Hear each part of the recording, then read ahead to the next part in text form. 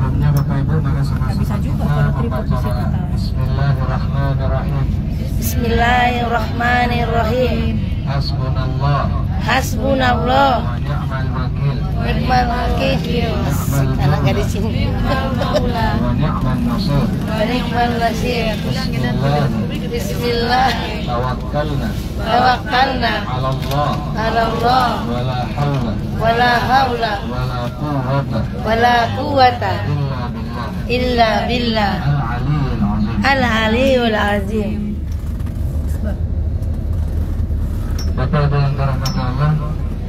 Ibu guru ini guys. Kita akan menuju ke Jabal Sur. Oh, kita mau ke Jabal Sur ya. Artinya gunung. Iya, Jabal Sur. Gunung Sur. Di Gunung Sur ada gua bernama gua Hiro. Itunya. Di Jabal Sur ada gua bernama gua. Wes. Nanti ditanya. Di Bromo ada gua bernama gua Sur. Di Binjani juga guanya semua. gua Sur. Di Ijen juga guanya gua Sur. Sur.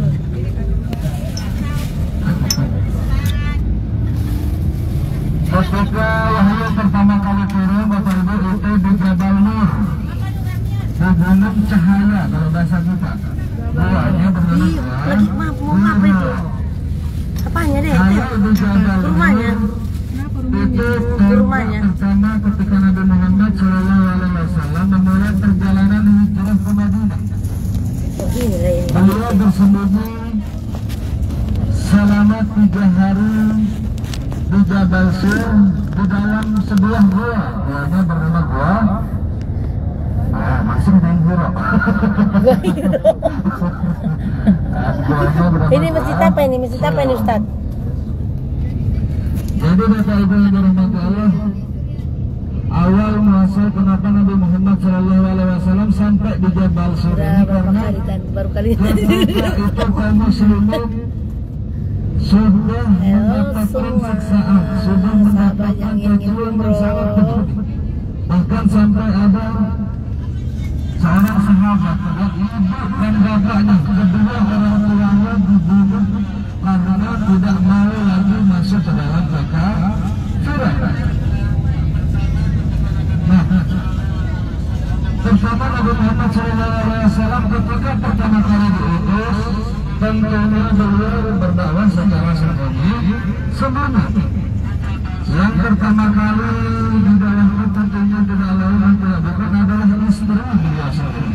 Siapa? Ini berapa lantainya itu deh? Dan beliau masuk dalam Hotel. Oh iya, hotel. masuk ke dalam agama Islam. Syarat Royal Hotel. Itu dari kalangan kemudian Itu kurmanya lagi berbuah ya guys. ada sahabat mulia bernama Abu Bakar As-Siddiq. Kita zoom biar jelas kelihatannya guys ya. As-Siddiq terpercaya. Ini jamaahnya guys. Nah ini cantik kan? Ini Kenapa dinamakan terpercaya? Ketika itu tahun 10 Hijriah, Nabi Muhammad Sallallahu Alaihi Wasallam kita ada 2 mobil guys, satu di depan, satu ini.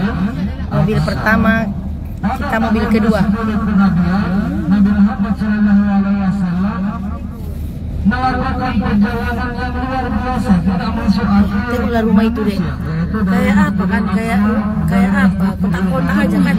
Rumah itu deh. Kotak-kotak kan? Di gunung-gunungnya semua apa ini?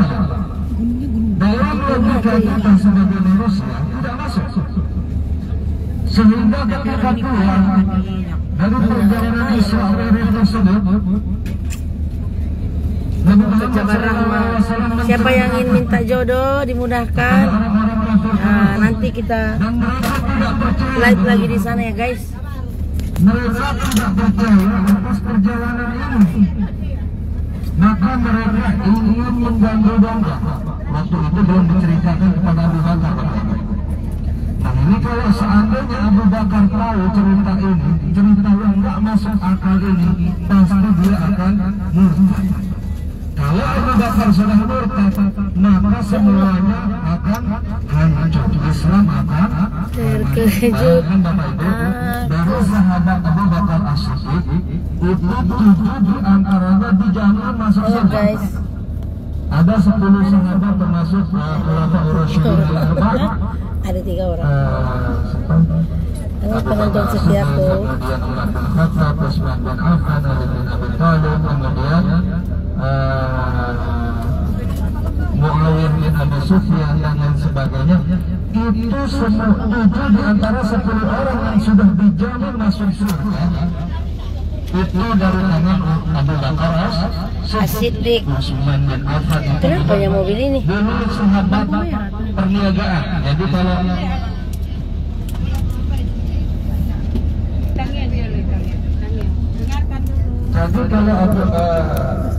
Utsman bin Affan, Bapak Ibu, beliau kalau ada masalah di dalam perdagangannya, beliau datangnya ke Abu Bakar.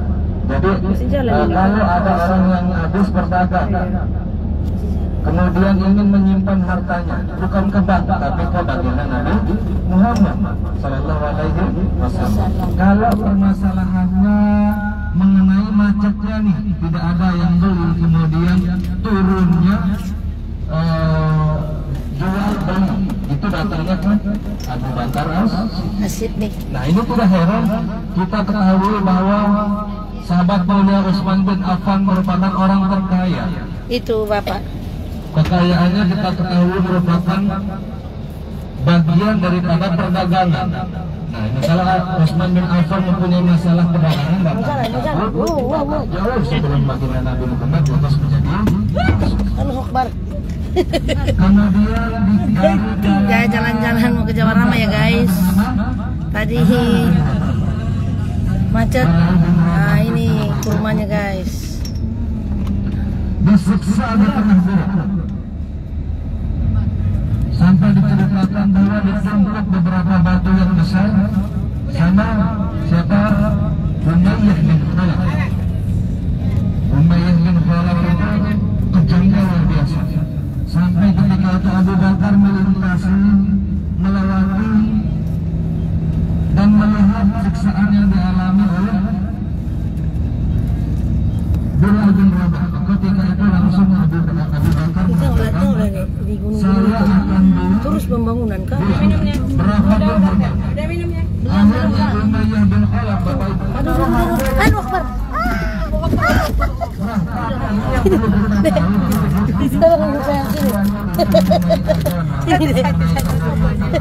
Maka semuanya harus Apanya mana?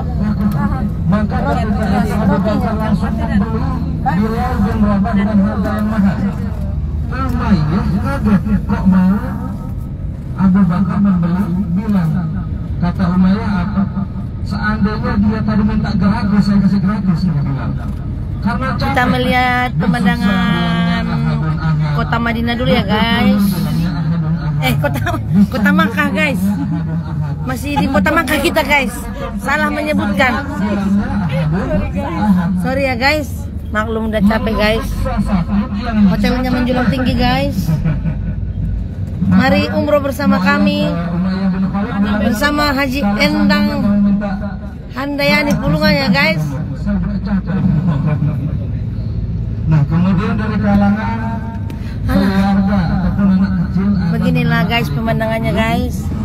dikatakan bahwa ketika Ali bin Abi Thalib masuk ke orang-orang Islam, umur beliau sekitar 9 atau 10 tahun. Jadi masih sangat muda.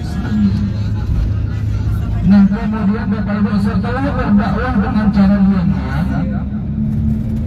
ketika itu turunlah perintah untuk melakukan dakwah secara terang-terangan. Orang secara sembunyi aja disiksa, apalagi secara terang-terangan. Akhirnya ketika itu sudah semakin kejam siksaan orang kafir Quraisy ini, maka diperintahkanlah untuk hijrah yang pertama. Masih pagi di sini ya guys. Masih jam 7. Jam 7 pagi. Baru apa? Keluar matahari.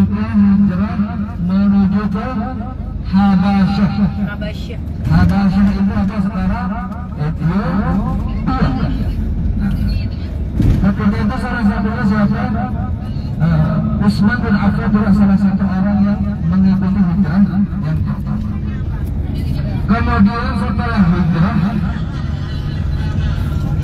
itu tidak mengembangkan kekejaman dan kekerasan orang kafir Quraisy terhadap kaum muslimin, sehingga Bapak Ibu yang dirahmati Allah, turunlah perintah yang kedua untuk Jemaahnya di belakang ya guys. ke Yasrib. Yasrib itu mana Bapak Ibu?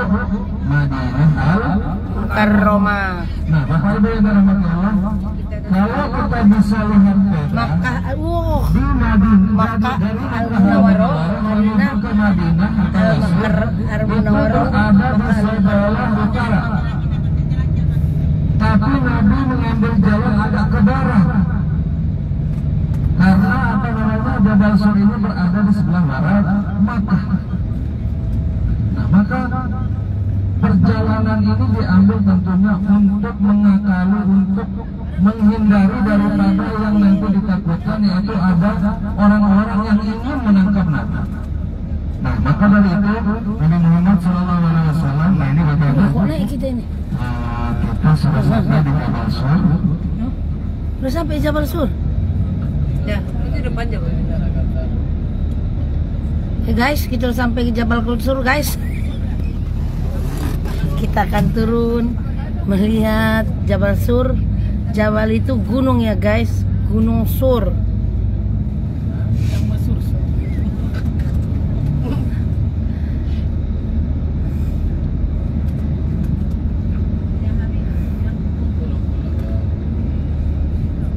Nah, ini Bapak Ibu, sebelah kanan kita yang paling tinggi, sebelah kanan Itu Jabal Sur. Bapak Ibu, Jabal Sur.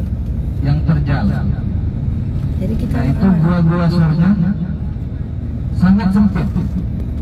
Nah, ini minta Jordan. Itu kalau saya masuk Bapak Ibu Minta Jordan, Bang. harus bongkok. Kacamataku mana ya? Posisi tegak juga saya bisa masuk. Tapi kalau di Jabal Sur ini King kan Khalid kita agak sedikit bongkok. Al-Munawwarah. Nah, kemudian sebenarnya dapat ceritanya. Arafah. Tangan kamu jolo, matikan dulu video callnya. Video callnya jangan dulu. Sampai Jabal Sur, Jabal Nur. Masih untungi, mengikat.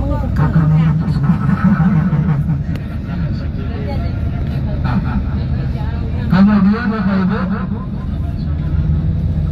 Nabi Muhammad SAW bersembunyi di dalam Jabal Sur ini bersama sahabat beliau, yaitu Abu Bakar As-Siddiq. Ada 3 yang berperan penting dalam menjaga kerahasiaan Nabi Muhammad SAW. Yang pertama adalah kita tahu Abu Bakar As-Siddiq juga merupakan orang yang kaya. Jadi beliau ada beberapa domba, beberapa kambing, sehingga orang ini diperintahkan untuk jalan-jalan University Al-Qura. pulang nanti ketika menjelang malam untuk menutupi jejak. Kemudian yang kedua ada anak beliau bernama Asma. Asma itu tugasnya untuk mengantar makanan.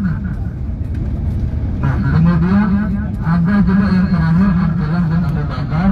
Beliau tugasnya untuk menyampaikan kabar berita apa sih yang berada di Mekah.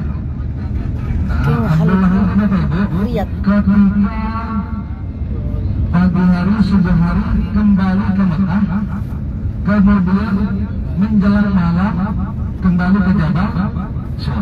Jadi berita di pagi hari itu sampai sore hari beliau rekam, beliau hafal, kemudian nanti malam harinya disampaikan ke Rasulullah dan juga ayah beliau.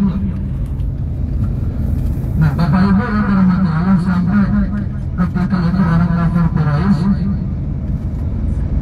langsung membuat sayembara. Barang siapa yang dapat menangkap Nabi Muhammad SAW hidup ataupun mati, bagi dia hadiah 100 ekor unta. 100 ekor Unta. kita hitung sapi berapa Pak sekarang? 20. Kalau 5 kali 100 berapa? 50 juta kali 100. Oh ya. 5M. 5M 1440